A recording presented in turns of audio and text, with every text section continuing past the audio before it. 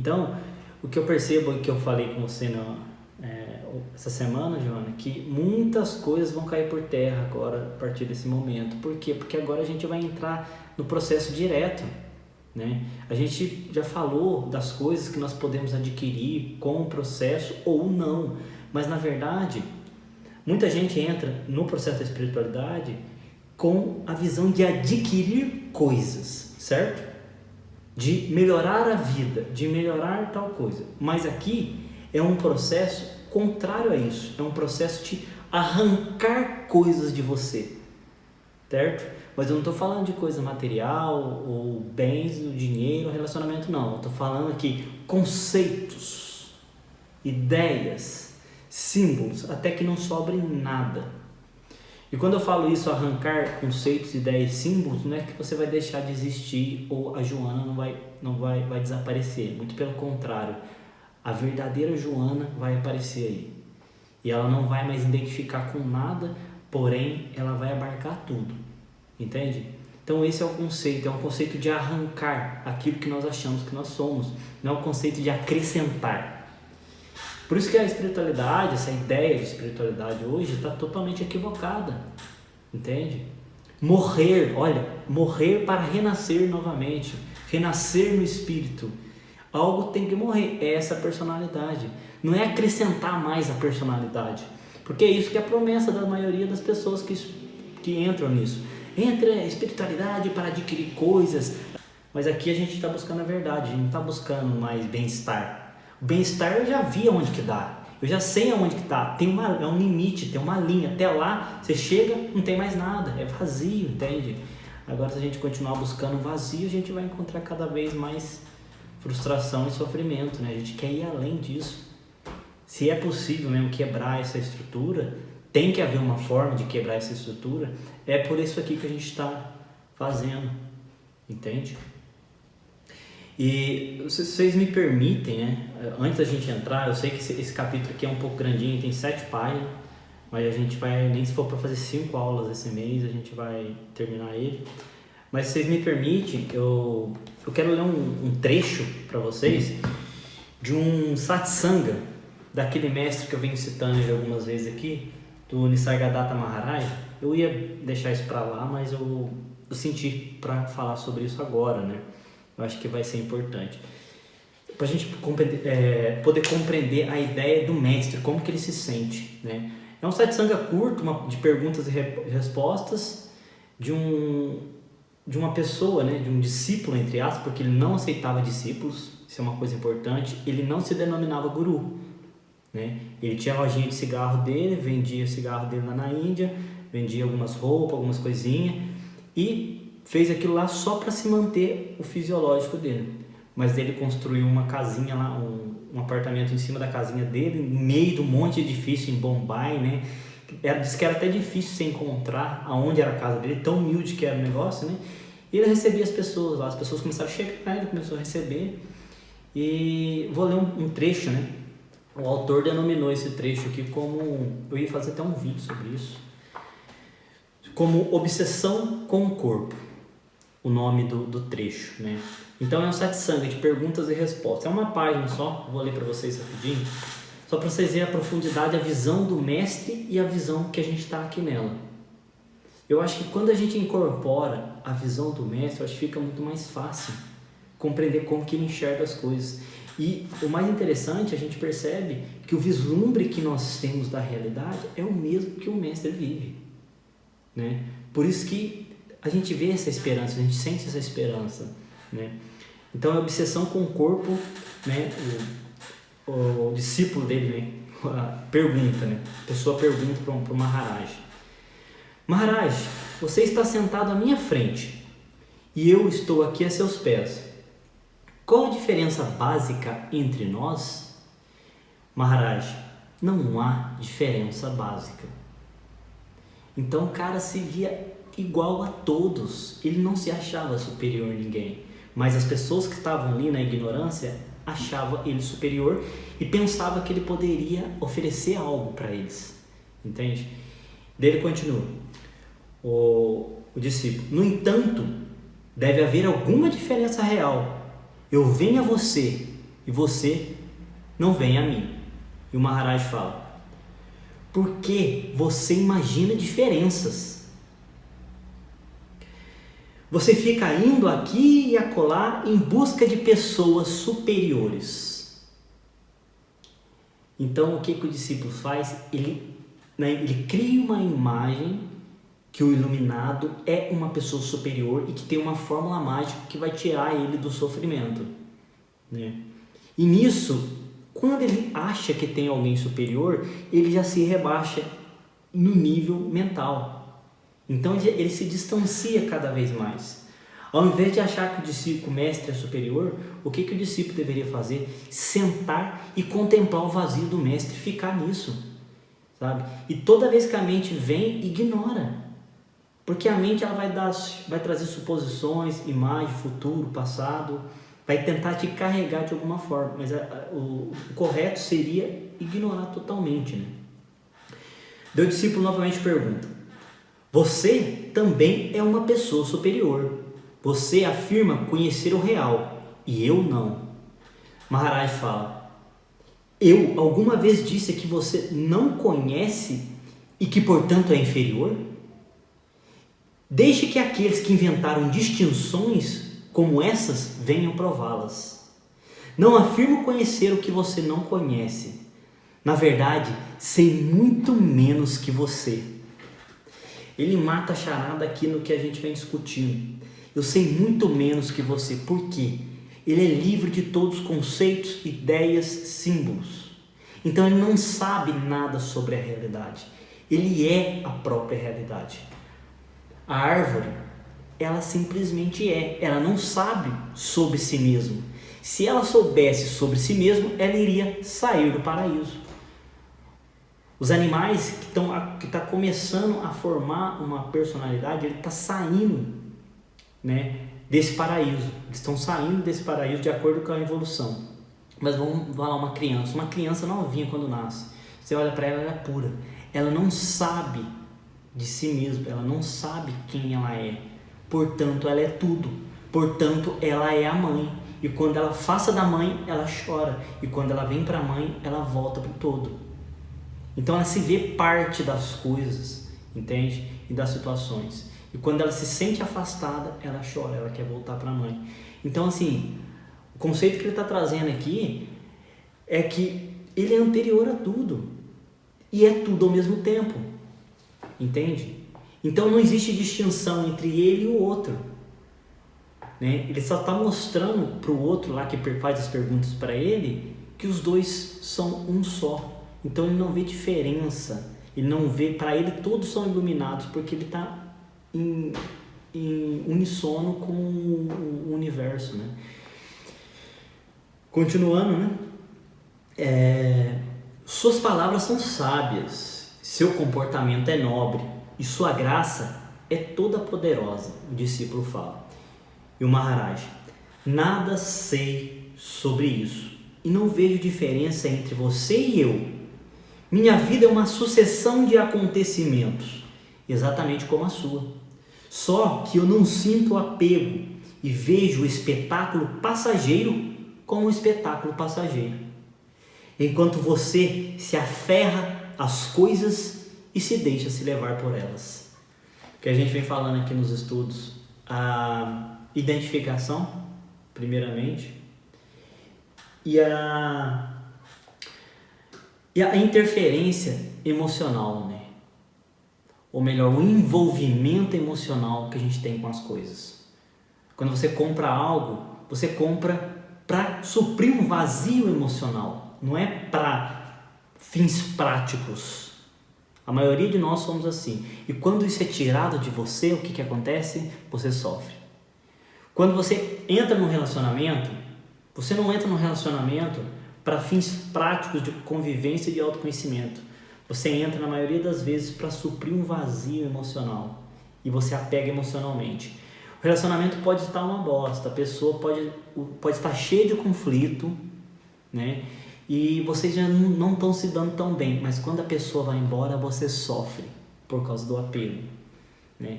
Então, você percebe que a mente, ela necessita de algo. para se apegar. Ela necessita de algo para a própria sobrevivência. Quando aquele algo é tirado, ela fica com si mesma, ela fica com um vazio, entende? E a mente é vazia por si só. E é isso que eu venho percebendo nas minhas observações, entende? Quando eu fico sozinho, quando eu fico com o meu vazio, é desesperador, porque eu não estou dando alimento para a mente, não estou dando suprimento. E o que ele precisa? Precisa de envolvimento emocional com alguma coisa, distração, precisa de algo para tirar ela desse vazio, né? Continuando aqui, e o que o tornou capaz de tanto desprendimento, né? O discípulo pergunta, e Maharaj responde: nada em particular. Aconteceu de eu confiar no meu guru. Ele me disse que não sou nada além de mim mesmo, e eu acreditei nele. Confiando nele, passei a agir de maneira compatível e deixei de me interessar por aquilo que eu não era e o que não era meu também. Então ele começou a observar as coisas, porque é lógico que ele está sendo bem rápido na resposta, né? Mas na verdade ele começou a observar as coisas, começou a observar a futilidade das coisas, como é falso. Nós observamos a futilidade das coisas, mas na maioria das vezes de maneira superficial, né? Quando você penetra naquilo e vê a superficialidade daquilo, você se afasta daquilo, e aquilo já não mais vai ter poder sobre você. Por isso que a gente chegou nesse ponto. Muitas coisas nós já afastamos, mas outras coisas ainda não. Então aos poucos a gente tem que enxergar no fundo o que é cada coisa e simplesmente se afastar delas, né? Certo? Estou dando um exemplo bem drástico, mas na verdade esse afastamento é psicológico. Naquele lugar, naquele ponto, tem um animal feroz e poderoso. Se você for lá, vai acontecer alguma coisa, ele vai te atacar. Você vai ficar rondando aquele lugar onde o animal feroz está? Lógico que não, um mecanismo de defesa seu se afasta. Mesma coisa acontece com os perigos psicológicos. Quando você percebe que o apego gera sofrimento, mas na raiz, nós sabemos intelectualmente, mas quando nós temos um insight, uma visão, uma percepção, uma presença de que o apego gera sofrimento, você simplesmente se livra do apego. Quando você percebe que a inveja, o ciúme ou qualquer coisa gera sofrimento, na raiz, observando, vivendo aquilo fisiologicamente, enfrentando a situação, independente do que seja, sem alimentar a mente para que ela se distraia, você vai perceber que aquilo se dissipa. Entende? Então é isso, é enfrentar aquilo que é no momento que ele aparece, olhar para aquilo. A gente já sabe que isso não vai fazer nenhum mal. A mente, ela produz uma história que se você ficar ali com aquela ansiedade, você vai morrer. Mas na verdade não. Na verdade ela quer fazer você fugir daquilo e fazer alguma coisa. Tomar um remédio, ou beber, ou ir para o entretenimento, ou fazer qualquer outro tipo de coisa. Mas na verdade é só enfrentar, é ver o que é, entendeu?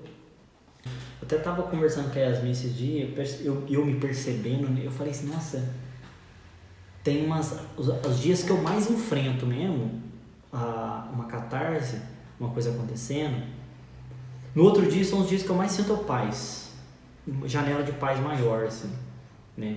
Geralmente o tempo que eu enfrento esse negócio, às vezes é um dia inteiro, às vezes é metade de um dia, às vezes é na parte da noite toda, às vezes eu saio da cama para vir, sabe, olhar para o que está acontecendo, olhar para a ansiedade, olhar para o vazio, olhar para aquilo, entende? Olhar só, simplesmente olhar como uma testemunha. Eu estou vendo aqui o álcool gel, estou vendo o meu óculos separado de mim, entende? É assim, você vai olhar para o álcool gel, você vai olhar para o óculos, só que você não vai denominar mais. Você vai só olhar, a mente nomeia, mas você não vai interferir mais na mente, sabe? A ideia é o seguinte, você não interfere no processo mental, e nesse não interferir no processo mental, surge o observador, entende? Então não é uma coisa fácil de se fazer, né? Espiritualidade real, que a gente está falando aqui, a gente está entrando do lado real da coisa, que chega de lenga-lenga, né? É isso, é passar por esses momentos difíceis, entende? E igual eu já falei no vídeo também que meditação, o lado oculto da meditação, né? A meditação e as práticas, gente, eles não são para trazer bem-aventurança, eles são para trazer os processos à tona para ser trabalhado. entende? E muita gente se auto-engana. Por que eu falo isso? Por experiência própria minha e das pessoas com quem eu convivo, entende? Nesse meio. A gente percebe, a gente chegou numa conclusão, pessoas já que meditam, por exemplo, há 16 anos, que cada vez que aprofunda mais na meditação, mais difícil fica, entende? Mais difícil fica. Então é o contrário, mais difícil fica em termos de dissipação desses processos, em termos de relacionar com essas coisas que vêm. Mas assim, fica muito mais claro as coisas, a realidade, os vislumbres aumentam, as janelas de bem-aventurança aumentam, entende? Mas fica mais difícil o processo em si, e fica mais difícil, as tentações ficam maiores. A mente, ela tende a trazer coisas que você já viveu para o presente, de modo que e fica muito real. Você mesmo já comentou comigo, né? Que tem vezes que você sente vontade de fazer coisas do passado que você já pegou faz tempo. E a mente, ela faz esse joguinho. Quanto mais fundo você vai, ela traz coisas do seu passado para o presente, né? Tendendo a mostrar para você que se você experimentar aquilo, vai trazer satisfação. Ou melhor, ela traz coisas do futuro também, coisas que você não viveu, mas que no íntimo inconsciente você deseja viver. E quem sabe se você experimentasse aquilo no momento presente, a paz e a harmonia. Então ela tende a te enganar, né? Tende a te tirar do momento presente para você buscar uma imagem que para ela vai trazer a paz e a satisfação que você precisa, ou do futuro, de algo que você não viveu ainda, ou do passado, de algo que você já viveu. E você fica preso nesse loop da mente, entende? Então isso são coisas que ficam bem claras, e se vocês observarem, isso não é difícil de observar, vocês vão perceber isso. Tá ok? Chega o momento da observação, que é o momento que você vai enfrentar, a mente vai pedir coisas e você não vai dar. Entende? Você vai resistir ao mal. Ela vai pedir, no meio de um processo ela vai pedir, liga a televisão, assista um filme que passa, coma, beba, faça alguma coisa, distrai. Você não vai dar. Você vai sentar e vai ficar com aquilo, entende? E isso é legal, véio. Por quê? Porque você aceitando o seu processo, entende? Mas muitas vezes você vai dar também. Sua mente vai pedir, você vai dar. Porque ela quer sair do desespero, ela quer sair do vazio. Ela não quer conhecer o vazio, porque ela sabe que o vazio é a morte dela própria. Ela sabe que o vazio é o lugar onde ela se extingue. Então ela tem medo desse vazio que é pura luz, que é puro amor, que é pura bem-aventurança. E o amor põe fogo em tudo, entende? Queima tudo, entende? Sabe esses momentos que você falou, que você sente esse calor no peito e seu chakra cardíaco abrindo? É isso, começa assim. E geralmente é no peito que começa esse negócio. Ali começa a queima, como se fosse uma fogueira e queimando tudo que sobe, entende? Porque a energia que sobe, ela tem que ser purificada. As energias terrenas aqui, dos chakras inferiores, ela tem que ser purificada. E quando ela sobe, ela vai passando por chakra, e no coração queima tudo, entende? Então o coração é o primeiro que abre. É o primeiro chakra que abre, que vai dar essa passagem. É o amor, é a bem-aventurança. Então é isso. Então é uma coisa inexplicável, né? Que não tem explicação, mas assim, o sentimento que vem é esse, né? Que tá havendo uma libertação, que tá havendo assim um salto daquele padrão que tá incomodando. Pelo menos, se não tá havendo salto, se o ego não está sendo extinguido, você percebe uma certa flexibilidade. Sabe? Você percebe começando a desidentificar com um monte de coisa e ganhando coragem para fazer algumas mudanças na vida, entende? De fazer uma escolha que precisa ser feita, mas tem que ser você por enquanto, porque a consciência não está ainda estabelecida de forma que ela faça mudança por você. Então você só precisa dar um passo, que a consciência dá 10 para você, entende? Você precisa fazer uma escolha, a consciência te guia, e eu acho que tem a ver com isso, entende? Daí o discípulo continua, né? Porque você teve a sorte de confiar inteiramente em seu mestre, enquanto a nossa confiança é apenas formal e verbal. E o Maharaj responde: Quem sabe aconteceu assim. As coisas acontecem sem causa e sem motivo. Afinal, o que importa quem é quem? Sua auto-opinião sobre mim é apenas uma opinião. Qualquer momento você pode mudá-la. Por que dá importância às opiniões, mesmo as suas? Então eles estão conversando aqui sobre quem é quem, né? O discípulo vê Maharaj como algo superior a ele, e Maharaj vê ele de igual para igual, como sendo puro ser, assim como ele. Só que o discípulo ele não reconhece isso, né? Para ele o cara é superior. Só que ele enfatiza aqui, ó, que importa a opinião, né? Sua auto-opinião sobre mim é apenas uma opinião. A qualquer momento você pode mudá-la. E a gente percebe a mente fazendo isso o tempo todo, né? Mudando de opinião em relação às coisas o tempo todo. No relacionamento, uma hora eu te odeio, outra hora eu te amo, né? Tudo que você está fazendo é polaridade. A mente está se jogando. A mente fala assim, eu quero fazer isso, e coloca toda a energia para fazer alguma coisa. Quando vê, não, agora eu não quero mais não. Então a gente está o tempo todo indo e vindo, né? Agora ele fala aqui, ó, por que dá importância às opiniões, mesmo as suas? A gente não deve dar importância para as opiniões da nossa mente. Mantenha no vazio e deixe que esse vazio guie a sua vida. A mente está sempre pulando de galho em galho. As pessoas façam boas escolhas. Que boas escolhas? Para quem? Né? Geralmente, se você fizer uma boa escolha, é para o seu ego.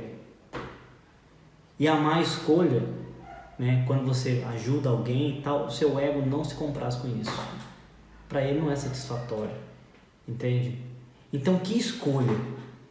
Se a gente faz algo para o ego, para sustentar o nosso ego, a gente está deixando de fazer algo para o todo. Entende? Então, enquanto a gente não está nessa consciência, não é possível viver realmente. É como se a gente estivesse dormindo ainda para a realidade, entende? Isso é uma coisa que a gente sente, que é forte, e a gente ainda não percebeu uma maneira de se sair disso. E esse é o motivo que a gente está aqui. Esse é o motivo que a gente faz as coisas que a gente tem que fazer. A gente tem que amadurecer esse observar, essa percepção. Igual eu estava conversando com a Joana. Se está maduro o suficiente algo na observação, chega uma hora, de tão madura que ela está, de tão segmentada que ela está, que ela dissolve. Então é isso que a gente tem que fazer durante a investigação, durante as percepções, durante as orações e o vigiar e orar, né? Que isso vai automaticamente se fortalecendo, você vai amadurecendo, você vai se vendo mais forte para enfrentar as catarses. É um exercício, né? É um exercício. Muitas vezes, no começo, eu achava, já fiz vídeo falando como se libertar das catarses. Você só liberta das catarses quando você se ilumina, quando você entra no estado natural.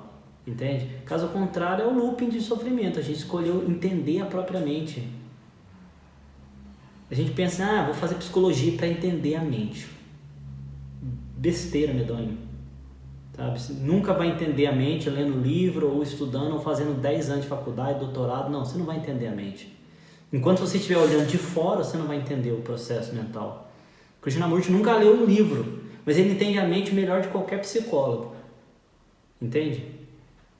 Os iluminados nunca leram, a maioria deles não são estudiosos, não são assim aquelas pessoas que dedicaram a vida estudando, entende? Eles estudaram a única pessoa, que é ele mesmo.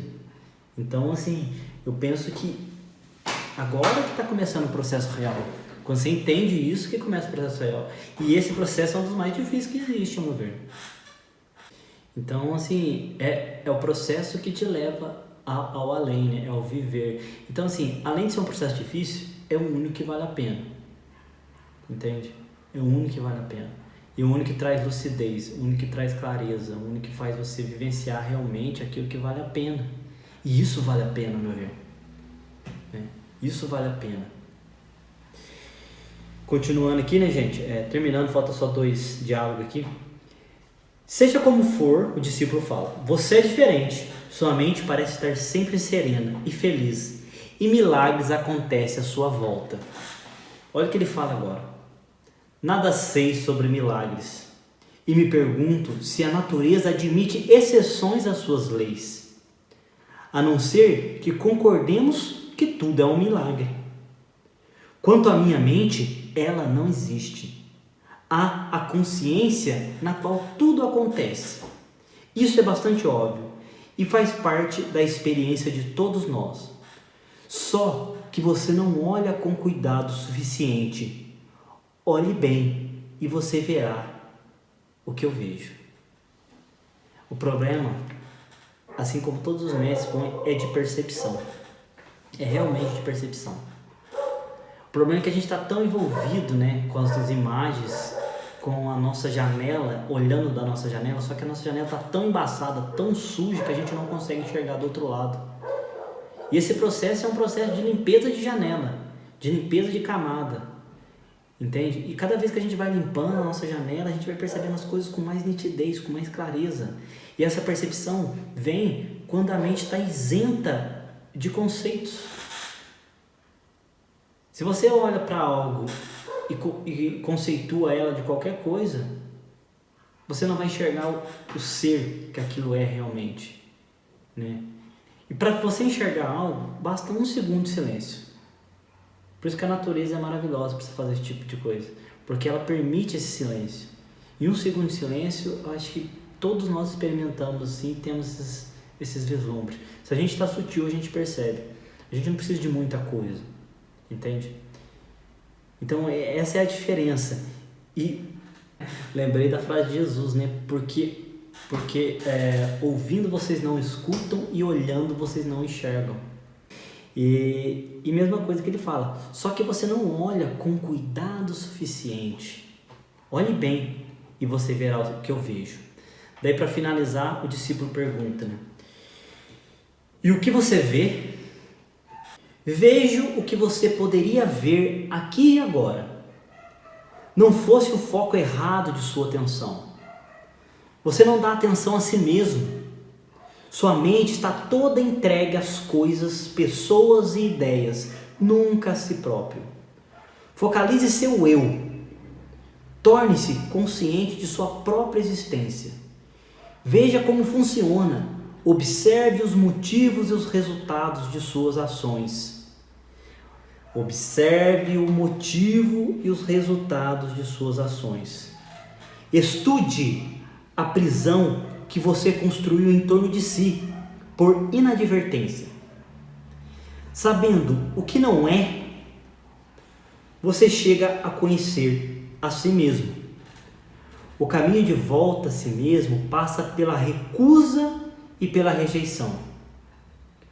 Uma coisa é certa, o real não é imaginário e tampouco é um produto da mente.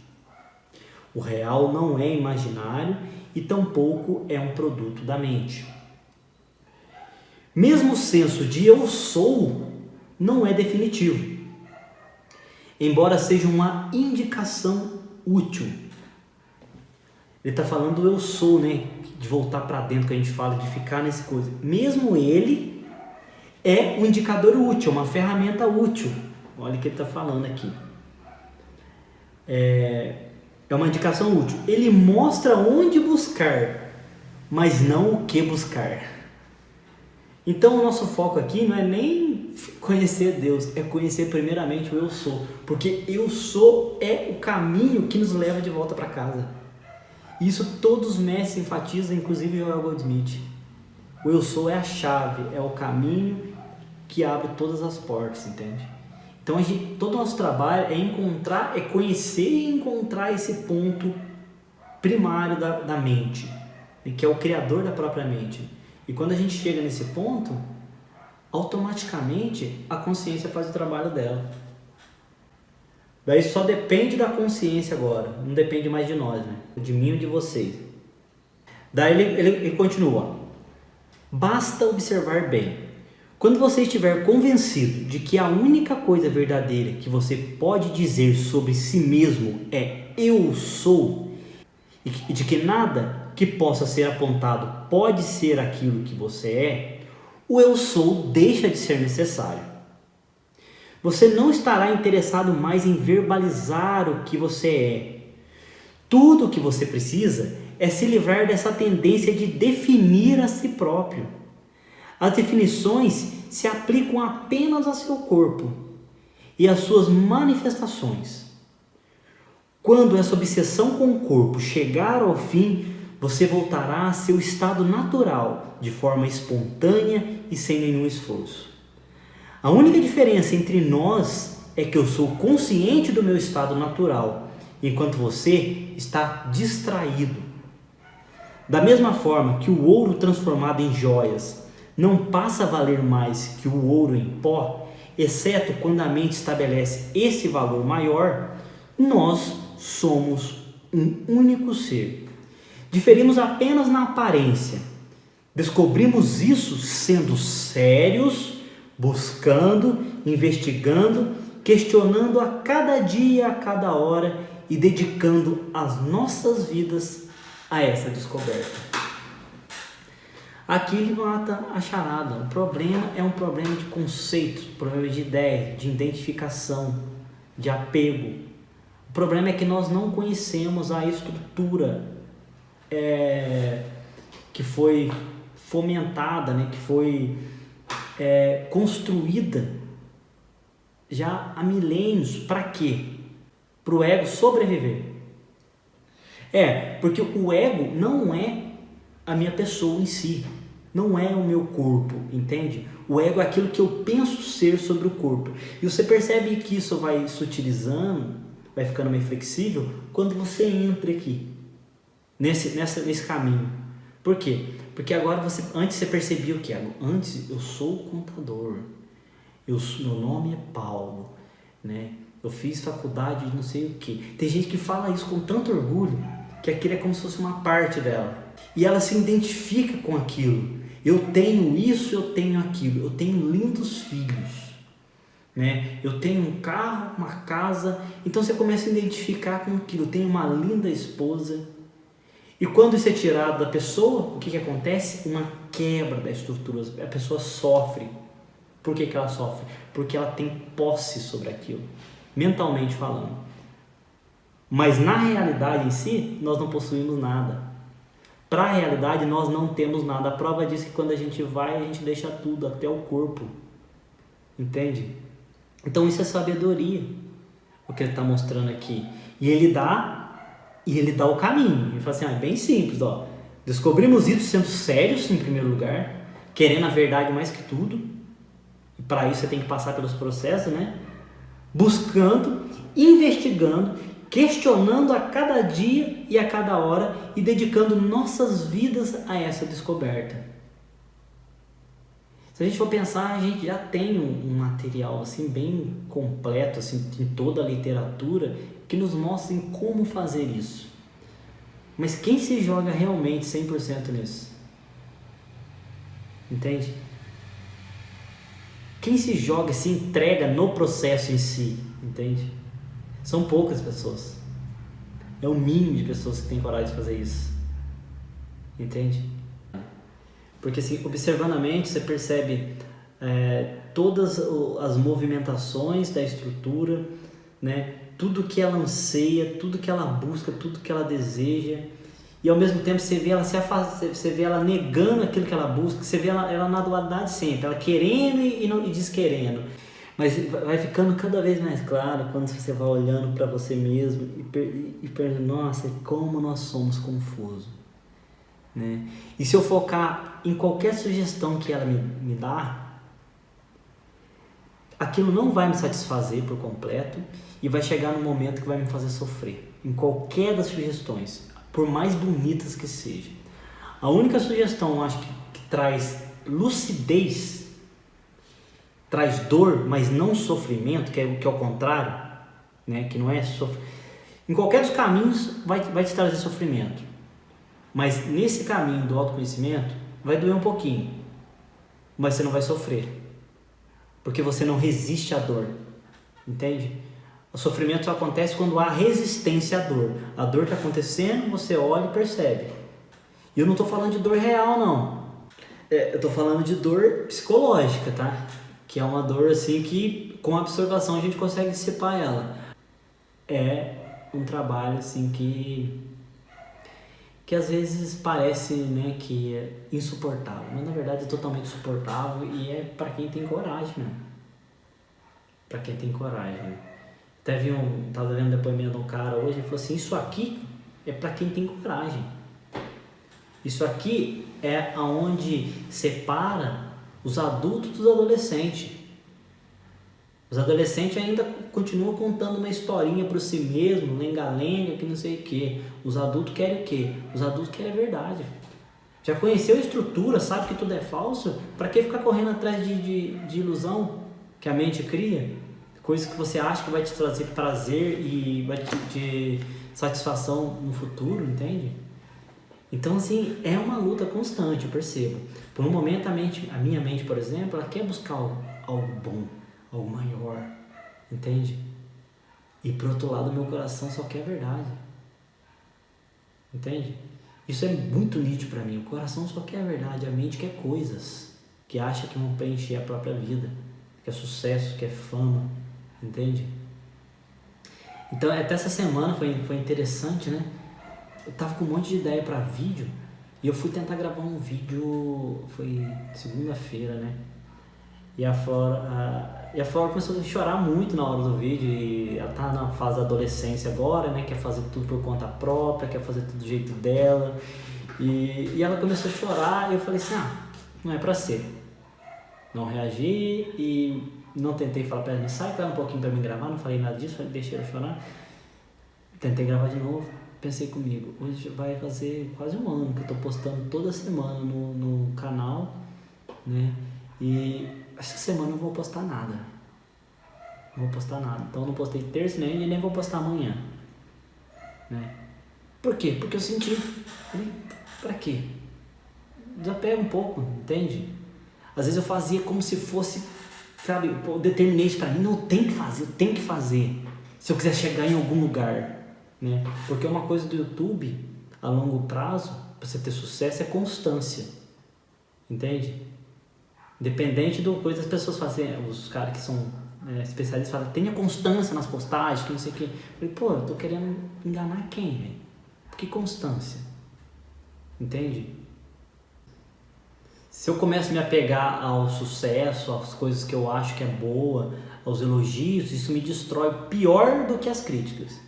Entende? Então é um trabalho que exige assim, muita atenção da minha parte em si, entende?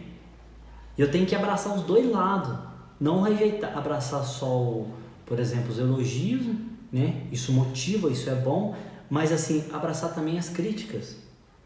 Mas para mim tem vezes que é muito claro, mas assim, a ideia que eu fiz essa quebra, na verdade, mas já faz um tempo já que eu não faço roteiro, né, que eu faço tudo muito espontâneo, ponho a câmera e espero uma inspiração e se vem, se não vem, tá tudo bem, né? E dessa vez eu quebrei tudo isso, eu quebrei. Fica até muito mais bonito, muito mais organizado, você faz um roteiro e expõe as suas ideias. Por quê? Porque ali eu não tô falando o que vem do coração. Eu tô pegando várias peças e encaixando e dá algo bonito mesmo. É igual escrever um livro. É diferente. Você escrever um livro, você põe a câmera e gravar. Quando você escreve um livro, você tem que fazer o quê? Você vai articulando as ideias, mudando as palavras, mudando o contexto, espera um pouco a ideia chegar. Agora aqui é papum, ou você tem o negócio ali pronto, ou você não tem nada. Entende? Então é uma coisa assim totalmente espontânea e diferente, mas eu acho que é isso que vale a pena. E de semana que vem, né, a ideia é minha, né, com essa pausa, semana que vem eu vou voltar a postar normalmente, mas eu quero vir com um negócio mais aprofundado, sabe?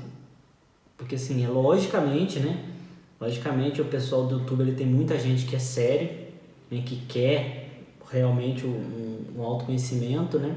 Mas a maioria ali tá só procurando um certo alívio, entende? Um certo alívio.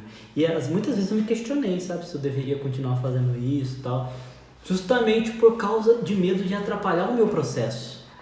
Mas eu percebo que eu tenho que fazer o que tem que ser feito